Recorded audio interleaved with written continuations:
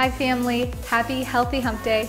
Today I want to share with you my technique that I've created to help me reset anytime I get frustrated or angry or feel like I just don't know what to do with myself because that fight or flight trigger has taken off. Before I show you this technique, I want to explain to you why it is so difficult sometimes when we feel like the fight or flight trigger goes off to actually contain ourselves or to control our emotions. This goes all the way back to when we were hunter-gatherers and out in the wild, and bigger threats and stressors used to face our everyday.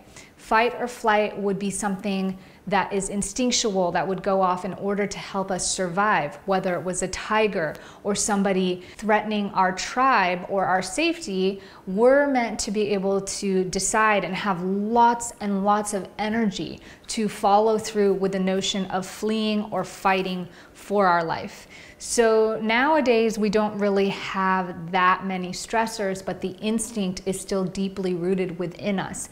And what we need to do is to be able to release that energy. Otherwise, when we're left trying to contain it, we feel captivated and sort of victim or held hostage by these emotions. So the first thing I like to do is get a lot of activity and energy out. I actually have my trampoline right there. It's one of my favorite things to do, but if you don't have a trampoline, you can jog in place or do a bunch of jumping jacks. But what I really recommend is something that creates lots and lots of energy, like you're just trying to get it out. And this is why movies often portray people, and not just movies, but people feel the need to go at it with a punching bag or take something and just hit it over and over and over again. It's that fight instinct to just use up all this energy that is contained inside. So I also want to give an option for those who might feel like they don't have lots of energy, or something that I really understand is being affected by hormonal imbalances or adrenal fatigue. So if that's you, I also want to give you an option. But something that's really quick and easy for me is just squat jumps. So coming here and just jumping with all my energy as high as I can and just going at it, or jumping on my trampoline and getting all that energy out. And I will go until I can't go anymore. That by itself typically makes me feel better right away. If you have hormonal or energy issues and can't jump around like a fool, then you can do slow squats, breathing right into it, or something that just gets your blood flowing and your heart pumping, and breathing through it just as gently and as easily as you can, allowing that energy to move through you. Because this energy is already being created, it's much better spent than containing, especially if you have adrenal fatigue or hormonal imbalances. It will actually help reset the hormones as long as you know not to push it too far, and also follow up with the proper rest and rehabilitation. Once I feel like I've got all that energy out, it kind of feels like, ugh, I like to go into this yoga flow. And the yoga flow is a purpose of taking the rest of that energy and collecting it back into control and focus, alongside breathing and releasing. So we've gotten all the energy out, but now we got to bring it all in and restore our body. So if you want to follow along with me, you can give this a try. We're just going to inhale, big one, exhale, let it out. You can do this a few times because sometimes it feels good. And sometimes I will just throw my hands down, let everything out. When I'm ready, after a few of these breaths, I'll inhale again.